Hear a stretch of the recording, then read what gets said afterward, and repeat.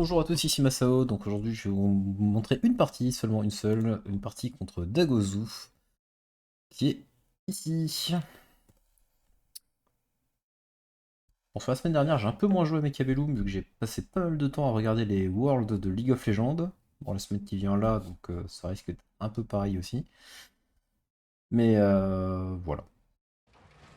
Donc, dans cette partie, on va avoir tout de suite, de mon côté, plusieurs spécialistes intéressants. Vraiment, je pense qu'ils sont quasiment tous jouables ici. Coup de supply est peut-être même le meilleur en soi. Ça, tout est jouable. Je peux prendre ce que je veux. Je vais partir sur Amplify Spec, parce que j'aime bien la combinaison d'unités, ça a pas mal de points de vie, par contre le spécialiste en question est médiocre, clairement, c'est clairement c'est pas un très bon spécialiste du tout. Et du côté de Dagozu, il est parti sur un setup qui est donc Crawler, Steel Ball, Aerial Spécialiste. Donc quand on voit ça, ça donne... L'adversaire il a clairement une possibilité de jeu qui est de partir Steel Ball Wraith en aggro, ça peut être une option. Ou s'il joue plus au loin, ça peut exister, hein. Il y en a qui vont quand même partir sur des compos plus à base de Raiden par exemple. Et du coup, les Steel Balls sont vraiment là de manière temporaire et risquent de dégager plus tard. Une manière de défendre contre un push Steel Ball Wraith, c'est d'avoir des stages à la verticale. Surtout défendre contre des Steel Balls plus que contre les Wraith. Vu que les balles vont si elles arrivent en face, elles vont devoir taper un stage, puis un autre, puis un autre, puis un autre, puis un autre.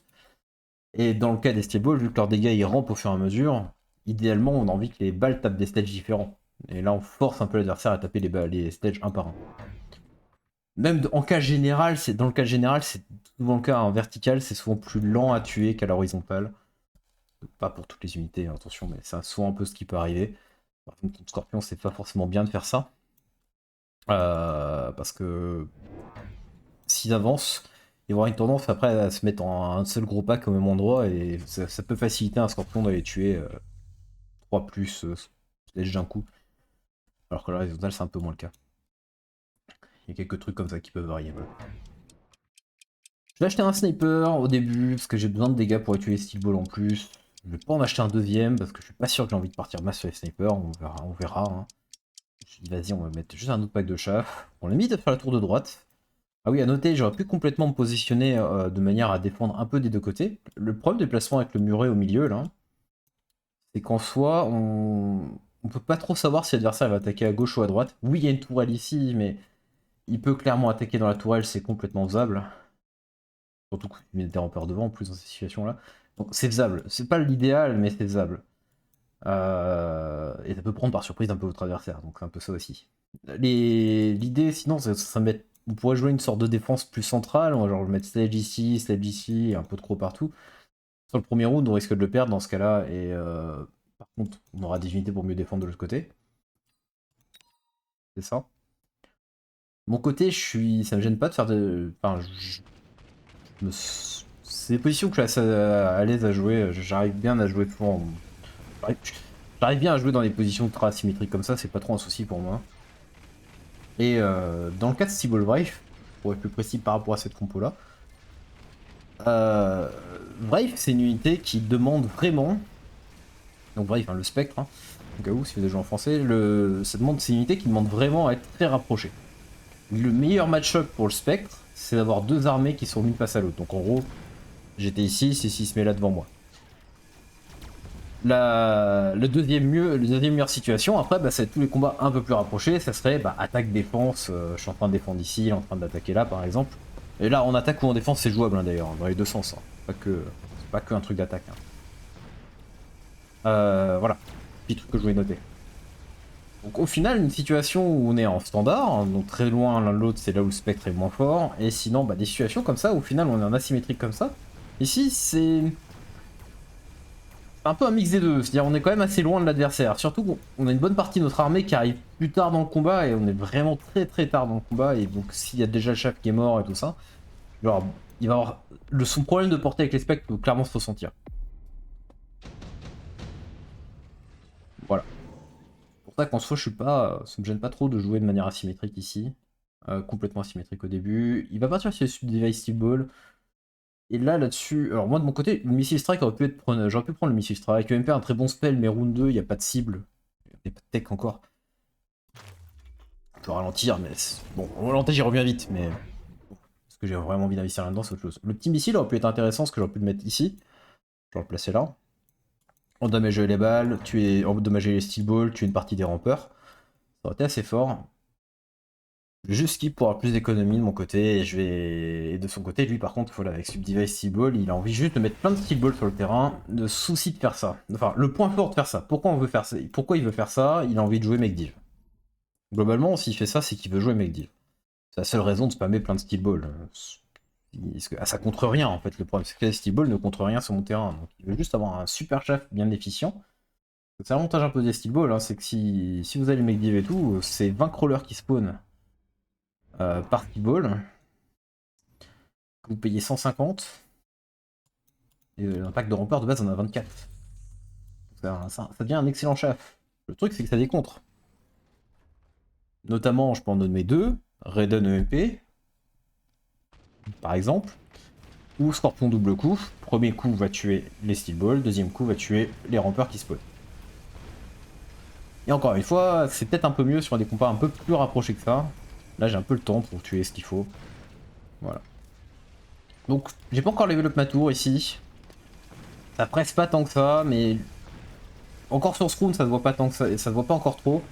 Mais dans ce genre de situation qu'on est un peu, on joue vraiment de manière asymétrique comme ça, souvent, et que là je vais jouer en abandon de tour hein, complètement, j'ai juste abandonné ma tour. Je vais me déployer un peu plus vers le milieu quand même, mais je vais complètement abandonner ma tour. Pourquoi j'abandonne ma tour? C'est que si je commence à me placer devant et que je cherche à défendre, bah déjà je démarre avec quasiment rien contre toute son armée. Problème. Le reste de mon armée est lente, en plus. Donc le temps que cette armée-là collapse vers la droite, ça va prendre beaucoup de temps. Et encore autre chose, on vient de parler du spectre, où ses meilleurs match-ups, c'est globalement d'être assez proche de ton adversaire. Bah en vrai, j'ai pas envie de lui offrir cette possibilité-là. C'est un peu ça, quoi. Je lui dis, bah non, en fait, tiens, on va jouer au loin, c'est mieux. Enfin, au loin, entre guillemets au loin, hein, c'est pas du au loin, super au loin, mais... C'est pour ça que j'ai pas cherché à défendre, de mon côté. Je vais juste pas chercher à défendre. Je vais juste jouer ici, je vais jouer mes unités, je vais placer à peu près... Vous voyez le H, à peu près par là, je vais me placer au maximum. Voilà. Qu'est-ce qu'on a comme unité ici? Fantômerie pourrait être une option. On pourrait prendre Fantômerie parce qu'il y a littéralement pas d'anti-air en face. Voilà, ça pourrait être une option. Lui il peut pas trop se le permettre avec tous les crocs et puis mon sniper, mais je pourrais partir Fantômerie parce qu'il a rien du tout. Je peux partir Scorpion, ça semble logique, il y a quand même plein de steel balls en face. Le Typhoon, j'en ai clairement pas besoin. J'ai tout ce qu'il faut pour faire l'anti-air. Et pour le chef clear, en soi, j'ai ce qu'il faut, même si vous pensez qu'on peut croire qu'il n'y a que 3 stages pour clear. Il y a d'autres choses, il y a une autre unité sur le terrain qui clear actuellement. Et les Void Eye, ça pourrait être ok pour gérer les Steel Balls à la place des Scorps par exemple. Le souci, c'est que dans le cas des Void Eye, par contre, face à Mekdiv, si on y revient sur ce truc-là, bon, bah, ça MP pas quoi. Voilà, ça va tuer les balles, mais ça va laisser tous les rampeurs qui spawnent. Donc je vais partir sur Scorpion, sachant que j'envisage déjà dans ma tête à ce moment-là de me dire, en vrai, je pourrais peut-être partir sur Raiden. S'il part spec, je peux partir sur Raiden. Bon, il part spec du coup. Pourquoi? Parce que Raiden EMP, ça permet, comme j'ai dit, d'enlever Mekdiv, mais également Raiden EMP en fin de combat, si vous commencez à taper dans du spectre, vous enlevez les techs d'un spectre. Et un spectre sans tech, ça fait pas très peur. Et donc voilà mon chef clear, il est là, c'est mes flancs portés. Donc oui, cette partie est une sorte de flank carry. Un peu spécial. Vu qu'il n'y a pas grand chose pour le protéger, mais ce qui te protège en partie, c'est le fait que mon adversaire fonce sur moi. Hein. C'est plus ça qu'autre chose. Hein. Voilà. Donc on va jouer une sorte de flank carry avec pour l'instant un scorpion et quelques sledges et un petit sniper derrière. J'ai pas revendu la petite tourelle ici parce que j'ai l'impression qu'elle fait le taf. Et je crois que je vais la garder du coup. C'est mon adversaire qui est en train de galérer. Moi j'ai rien dit, je la vends et je monte mon niveau de tour, oui. Ça je me suis dit. Faut que je monte un peu plus haut encore. Donc il part sur Spectre. Ça semble logique avec sa composition. Le seul souci qu'il va avoir sur ce round là, c'est qu'il faut qu'il arrive à tuer ça. Mon scorpion va souffrir. Hein. Il va faire du taf, mais il y a beaucoup de balles.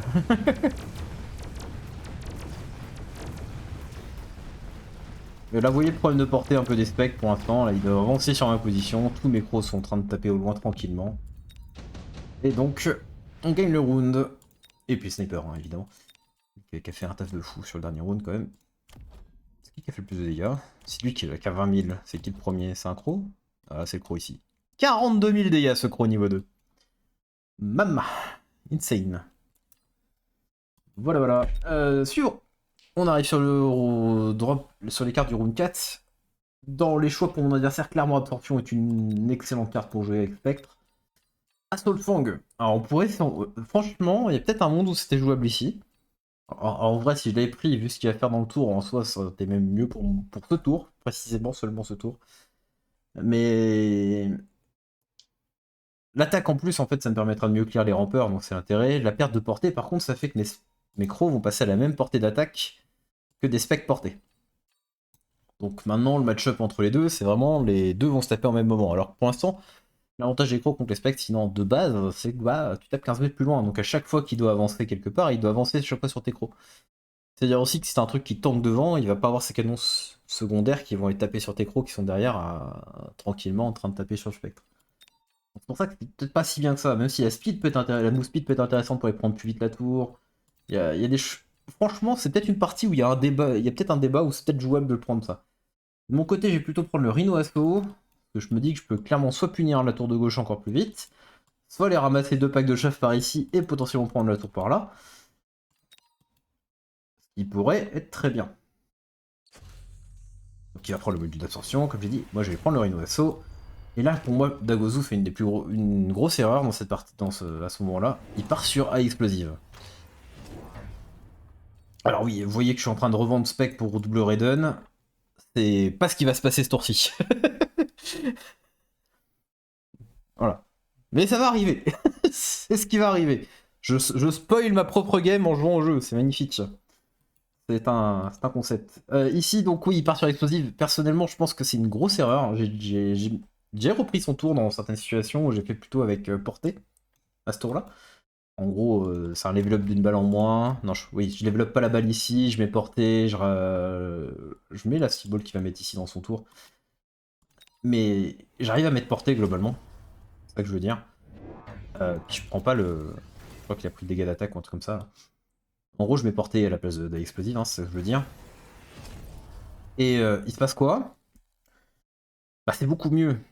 Parce que le problème avec l'explosif, c'est que là, il a vraiment beaucoup de trajets à faire avant de pouvoir aller toucher mes crocs. Donc il faut vraiment qu'il soit juste derrière les balles, jusqu'au bout. Le problème, c'est qu'un spec, ça avance quand même moins vite que des balles. Il y a quand même 6 mètres d'écart par seconde hein, entre les deux. Donc sur une longue distance comme ça, en vrai, les specs peuvent être assez à la bourre. Et puis sur la fin de combat, on ressent qu'ils doivent beaucoup marcher, beaucoup avancer, etc. En plus de ça, j'ai déjà cliqué sur portée au round d'avance sur le micro. Pour ça, je pourrais comprendre à explosive si j'avais pas encore cliqué tech sur le micro. Si j'ai pas mis tech encore sur le micro, je peux comprendre à explo limite en première tech. Je pourrais presque le comprendre. Et là, je trouve que c'est pas ouf. J'ai pris des steel balls pour aller plus rapidement prendre la tour là-bas. Je vois que mon adversaire part un peu aussi sur une notion d'abandonner sa tour.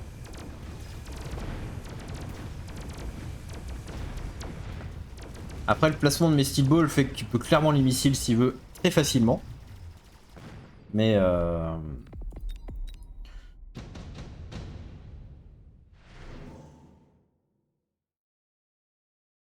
sur ce round là, électromagnétique est dans les choix qu'il y a ici. Alors oui, oui, prend Vulcain, c'est un peu spécial, mais on va y venir. L'Underground pourrait être joué si on veut, pour te mettre par exemple au milieu, là-haut, ça pourrait être fait. L'électromagnétique est bien, je trouve, parce que ce tour-ci, c'est pas si fort que ça. En vrai, ça me permet enfin, ça dépend. S'il clique sur des techs, maintenant, là, s'il clique sur genre Medivh ou il clique sur portée sur ses spectres, l'électromagnétique serait complètement insane. Dans l'immédiat, là, j'enlève juste son explosif de ses spectres et je le ralentis. C'est ok, c'est pas insane. Le truc, c'est que c'est un coup. Le truc, c'est qu'électromagnétique a un cooldown très court.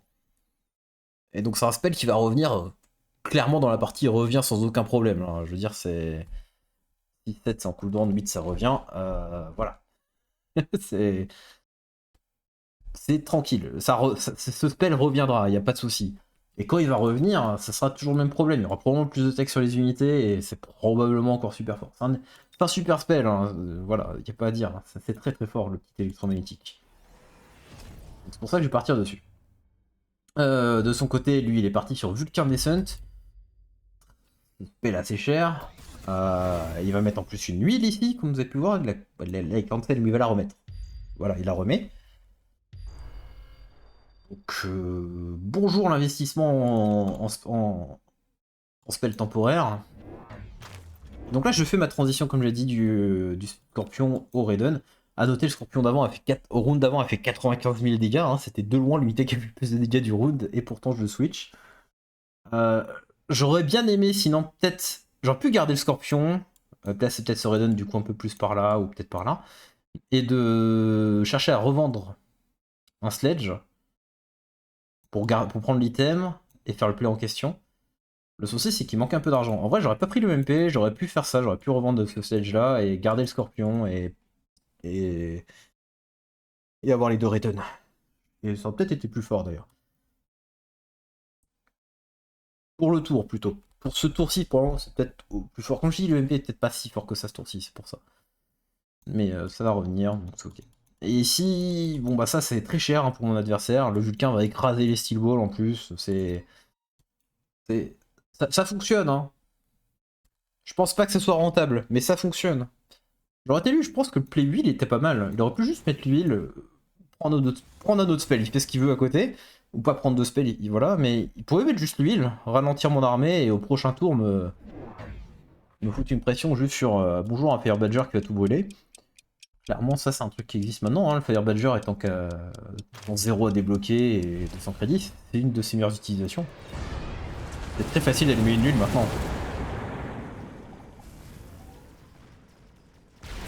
Donc voilà, le souci de ce tour, c'est que bah, on va voir le truc que je fais en général dans les tours là. Ouais, ok, il y a ça là. Et normalement, là, je suis en train de taper la tour adverse. Et normalement, là, j'ai mon armée qui revient vers la droite, qui revient là et qui tape. Mais elle est plus là. Elle a disparu. Bon, un autre truc que j'ai bien mis avec le Raiden, en vrai, une des raisons pourquoi ça m'intéressait de partir, c'était encore plus intéressant de partir Raiden, je trouve. Et également parce qu'il va explosif sur les tarentules, sur les spectres. Donc, ça veut dire que c'est des spectres qui vont galérer encore plus à tuer mes Raiden. Et ça, c'est cool. C'est tout. Au niveau des cartes ici, on va avoir Smoke, Photon Émission, qui est un bon spell, hein, y a pas à dire. Mais on n'a rien à se protéger contre, en vrai, c'est pas très nécessaire. L'item ici est pas mauvais, mais je pense un peu trop lent pour être efficace. Puis bon, spawn des Mustangs, c'est pas très utile ici, hein. Ils vont juste se faire splash par des spectres ou ce genre de choses, donc c'est pas très très fort. Ça aurait été spawn de Steel Ball, j'aurais peut-être clairement plus envisagé.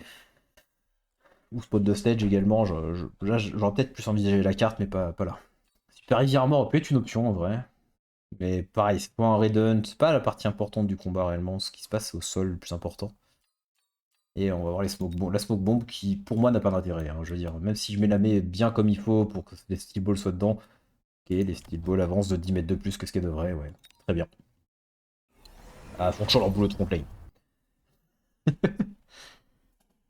Donc c'est pour ça, smoke pas très intéressant pour moi. Lui va partir sur smoke par contre. Ah, j'ai hésité à les revendre d'ailleurs, les balles, oui c'est vrai, mais je vais plutôt revendre le sledge pour récupérer l'item, pour le mettre sur un Raiden. Et qu'est-ce que je voulais dire? Je mets MP sur les Raiden immédiatement, d'ailleurs ici. Porté aurait été peut-être plus fort dans le tour, vu ce qu'il a pas fait, en fait, moi, là-dessus. Avec EMP, je m'assure une chose, par contre, c'est qu'il peut juste même pas... Bon, en vrai, il aimerait bien cliquer sur Make Val.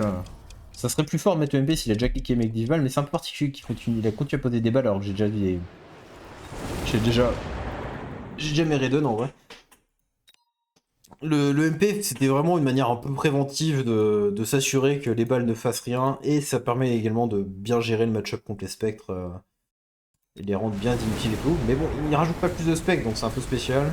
Le pack de guêpes qu'il a rajouté là va pas faire grand-chose, hein, il sert juste à défendre contre un truc aérien dans son plan.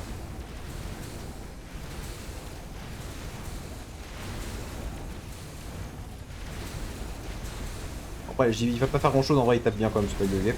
Il est protégé par les balles. Et on va gagner le round.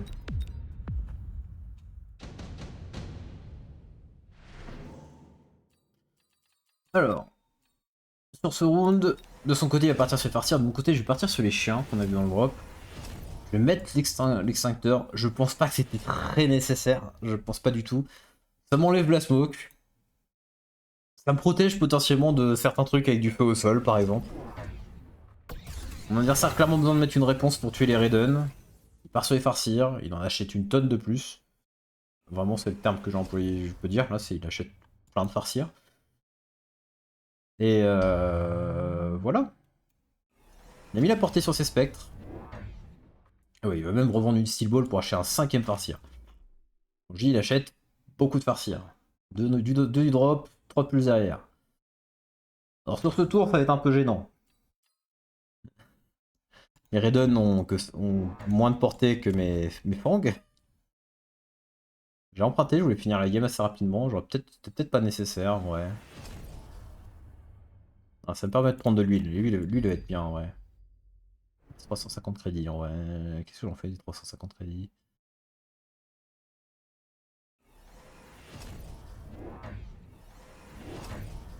Allez, plus de crocs. Juste plus de crocs. Des crocs, des crocs, des crocs, des crocs.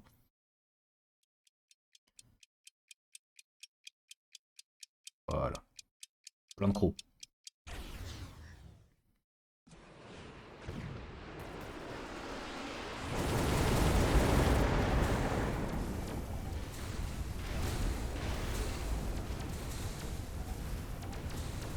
Bon. Vous voyez que le parcir fait le taf là-haut. Hein. Il a réussi à lock directement sur un Raiden.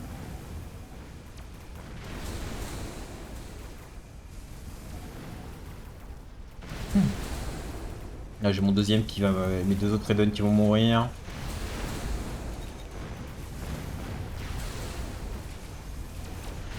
J'ai un autre, mon Raiden 2 qui va mourir. Mais c'est tout. D'ailleurs mes crocs démolissent tout, donc c'est pas de souci. Mais bon. On voulait peut-être faire l'étal sur ce tour-ci, et au final, bah on l'a pas eu. C'est dommage. On l'a pas eu. Et donc on arrive sur ce tour-là, où globalement on va voir drop d'Overlord qui a peu d'intérêt pour nous, pour les deux joueurs. Pour moi, il y a trop de farcières entières pour que ce soit bien jouable. Alors ouais, si je le mets là, il y a peut-être moyen qu'ils snipe ce truc-là, et après ils sont un peu tranquilles, mais il suffit. Mais bon. Si tape dans la tour niveau 3 derrière, c'est pas très très rentable. C'est très cher pour ça. Et tout le reste, c'était pas très intéressant. Hein. Pour ça, tous ne fera rien ici. Il mass produit vrai ici, mon adversaire clique dessus. Je suis très content pour moi, de mon côté. L'advance offensive tactique pourrait s'envisager de mon côté en vrai. Monter les dégâts de tous mes Raiden, monter même encore les dégâts des crocs, ça peut être utile. Le truc c'est que cette carte là est moins bien en termes de pourcent de dégâts par coup que le boost ici. Alors pas de grand chose, hein, mais un poil moins bien. Mais en soi j'ai pas beaucoup de choses de très gros à taper également pour l'instant, donc en soi juste plus de déploiement. Je sais que j'ai besoin de mettre 500 crédits dans la portée de mes Raiden ce tour-ci. Donc j'ai des level up aussi à prendre. Donc je vais juste skip. On avait deux spells qui sont revenus. Je vais MP là, ça me permet de ralentir un peu toute l'armée adverse. Le MP qui va rien faire parce que Overlord Photon, hein, mais bon. Il a mis un Overlord Photon, quoi. C'est le seul truc que ça lui coûte. Faut pas oublier qu'il est arrivé spécialiste, hein, donc Overlord Photon, il paye pas les 200 de déblocage, hein, c'est quand même moins cher dans sa situation.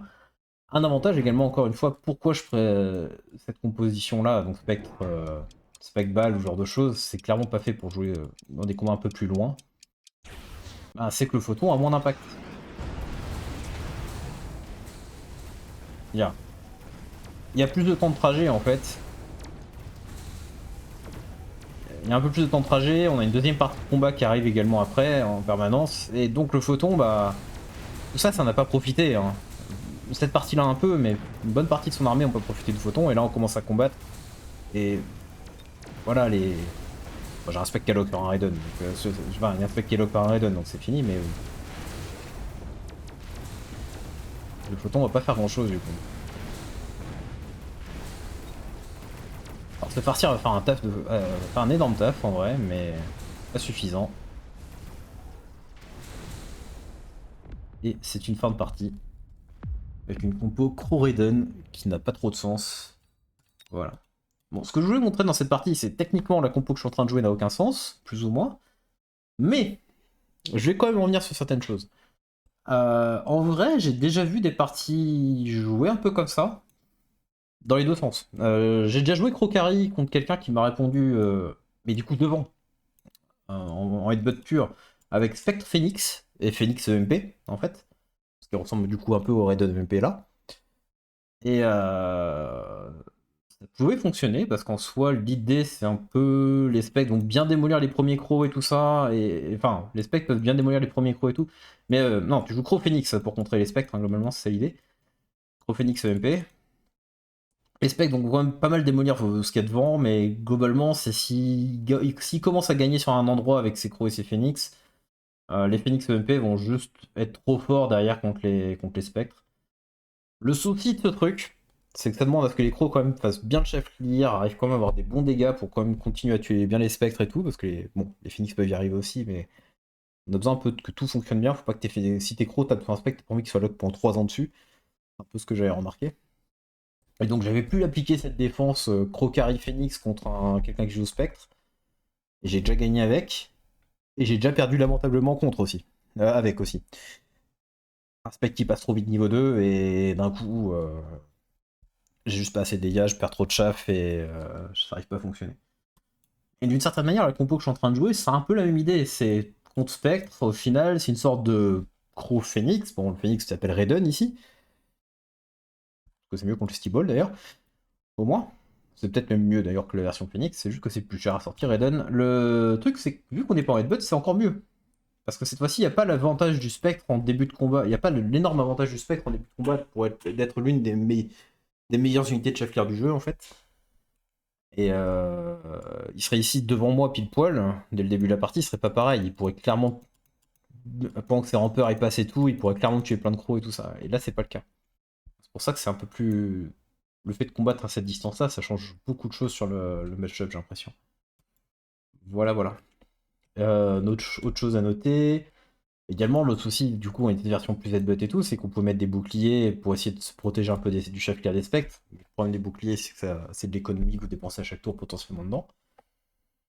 Et également, les boucliers, ça scale pas, hein. Ils sont à 40 000. Et puis après, ils sont toujours à 40 000. Puis ils sont toujours à 40 000. Et puis la partie avance, et plus 40 000, c'est facile à tomber. Ça devient de plus en plus anecdotique. Donc, il y a tous ces problèmes-là, en fait. Donc voilà, c'est un peu une compo particulière. En soi, techniquement parlant, si on réfléchit, il y a une unité qui compte quasiment toute ma composition.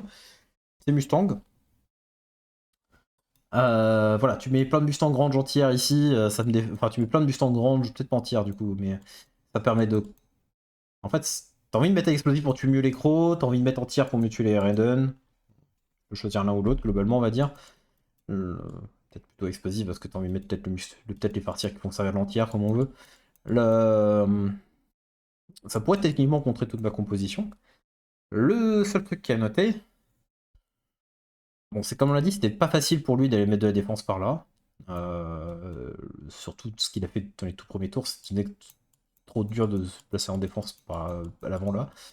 Le seul truc, c'est que Mustang derrière, je pense, s'il part Mustang ici, s'il part Mustang maintenant, c'est trop tard, je pense. Sauf s'il fait vraiment son tour full triple Mustang 2, peut-être que ça peut bien gérer ce qui arrive par là, mais encore, je suis même pas sûr. Les Raiden, ils comme pour en tuer quelques-uns. Peut-être s'il fait triple Mustang 2 sur le même côté, mais du coup il n'y a plus rien là, donc, et là ça fait MP, donc c'est finito de ce côté-là. Donc c'est même pas sûr. Mais le truc c'est. Ce que je voulais dire, derrière, si par Mustang, en fait, je peux clairement partir potentiellement sur des fantômes rare armure ou ce genre de choses. Alors, peut-être moins ici à cause des farcirs.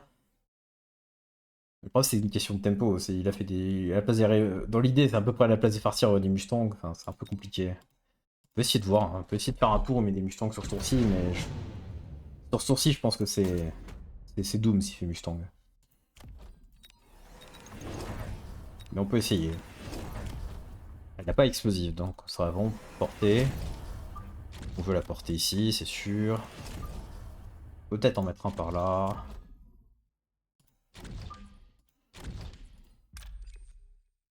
Si on sait qu'on se fait MP, on pourrait se permettre de faire ça peut-être, hein, et se dire... ouais, on pourrait se faire MP celui-là, mais... ouais, que ça soit là. Bon, vas-y, on met du coup sur lui quand même, parce que j'ai pas trop d'autres très bonnes cibles, peut-être trop d'autres très bons porteurs.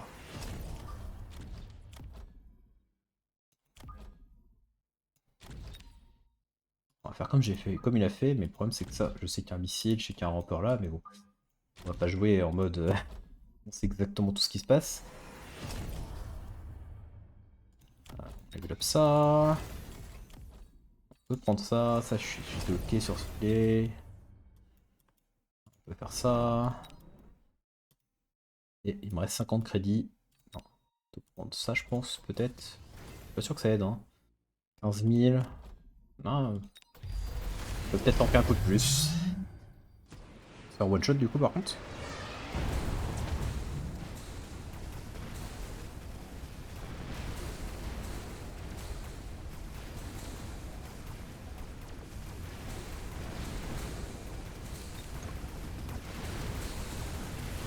Ouais, comment ça se passe? Ouais, non, le problème c'est que là, ouais, le pool fait trop mal. Est-ce que c'est mieux que 3 Raiden? Mon dieu, c'est mieux! Il meurt. Il meurt, mais c'est mieux que ce qu'il a fait. Ok. Mais je pense que Mustang ça peut être clairement une bonne option, même si bon là on n'a pas vu la meilleure option. Et si on fait une option... Est-ce qu'il y a moyen de faire ça, ça, ça, plus que Mustang? En revendant ça et ça. Ça. Alors oui, il y a moyen, mais il n'y aura pas de MP. Il n'y a pas de... Non, il y a pas de portée temporaire. Il n'y a pas de portée temporaire, TFF. Sans portée temporaire, c'est finito. Ça pourra pas fonctionner. Ça pourra pas fonctionner. Donc ça...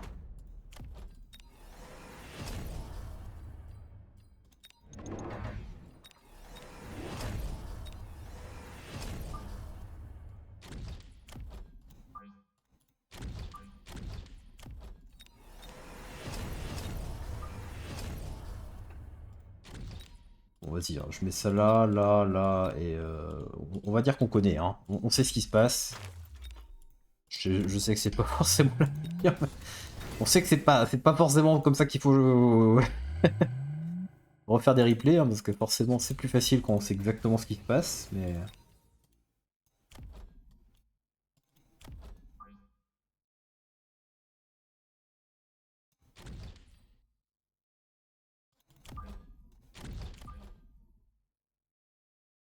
Je vais me mettre plus en avant en vrai. Qu'est-ce que je fais d'autre? Ah, j'aimerais bien mettre ça. C'est peut-être mieux que le niveau de balle. Probablement mieux de mettre Underground. Il y a toujours tous les missiles ici, on est d'accord. C'est bon.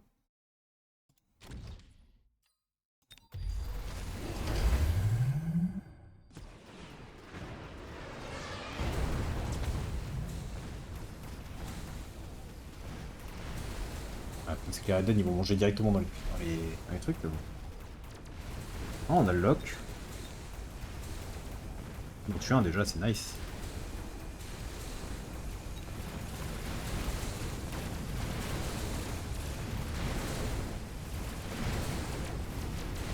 Ouais.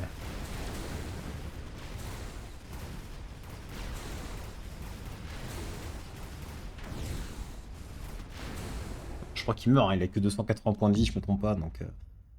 Ok, ok. C'est très close. Bon, après, là, j'ai pré-shot missile ici, double missile ici, en pré-shot de la tourelle là. Voilà. Bon, je peux peut-être mettre un missile plus au loin, sinon c'est pour prendre la balle, peut-être hors de la portée de ça, c'est peut-être autre chose, mais... On a bien mis double bouclier, ouais, c'est en connaissant plus de choses, mais bon, on perd quand même, mais... ouais, Mustang, ça peut clairement faire le taf. Ouais. Bah, c'est pas eux qui ont fait le plus de dégâts, hein. Il a fait 40 200. Il a fait 39 kills celui-là, lui il en a fait 50. Il a fait 56. En vrai, c'est ok. C'est que ça fait un peu de masse également en fin de round. Ok, des rampeurs qui ont fait des dégâts, oui, quelques-uns. Après, c'est peut-être sur la tour. Lui, il a fait un kill. Bref, c'est lui qui a tué la tour, peut-être, contre commun. Ok. Et là, on a eu un lock sur ce farcir. Avec ce farcir a réussi à tuer ce Redon. C'était assez fort aussi. Ok. Non, bah voilà. Ouais, c'est pour ça. Je pense vraiment, s'il veut vraiment jouer contre ce que je fais, c'est il peut chercher à transitionner Mustang.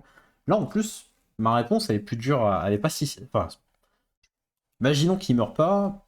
Phantom Rare Armure, c'est une bonne réponse des fois contre Mustang, mais là, avec le nombre de farcirs qu'il y a, bonne chance. Donc, c'est clairement pas ça. Le truc, si je m'imagine. Je peux clairement faire Steel Ball Armure. Steel Ball Armure ou un truc comme ça, en vrai, il les gère pas bien. En vrai, je peux faire n'importe quoi de médium. Le farcir va avoir un peu de mal à gérer aussi. Sans que les Steel Balls soient trop associés. Faire forteresse, hein, c'est une option. Juste partir sur des forteresses aussi. Steel Balls n'arriveront pas à porter en général, et ça me protège. Ouais, j'ai plusieurs options pour y arriver. Même avec Red, j'ai peut-être une sorte d'option, mais pour, euh, pour clore le terrain plus rapidement par rapport au Mustang, même si par contre ça n'empêche pas les Mustangs de bien découper les crocs. Ok, non. Intéressant. Voilà. Donc c'était une petite partie que je voulais vous montrer. Donc une sorte de défense un peu asymétrique où je vais chercher pas du tout à défendre ma tour. On va juste le réceptionner derrière. Et en fait on punit un peu une produit. Là il joue pas. Sa compo elle peut fonctionner plus ou moins. Le truc c'est que je vais un peu empêcher de jouer sur ce qu'il a envie de jouer, mec div. Et le positionnement fait que sa composition peut pas vraiment fonctionner contre le mien. Contre la mienne. C'est un peu le problème. Une possibilité dans mon tour d'ailleurs que je n'ai pas faite. Hein, qui rendait le truc encore un peu plus fort je crois. J'aurais pu clairement brûler cette huile. Voilà. Ouais, je suis brûlé l'huile, hein, c'est une option. Voilà. Bon, bah sur ce, je vous souhaite une bonne journée et à bientôt pour une prochaine vidéo. Pour le moment dans moins longtemps, vu que. Mais voilà, c'était surtout ça. À bientôt. Au revoir.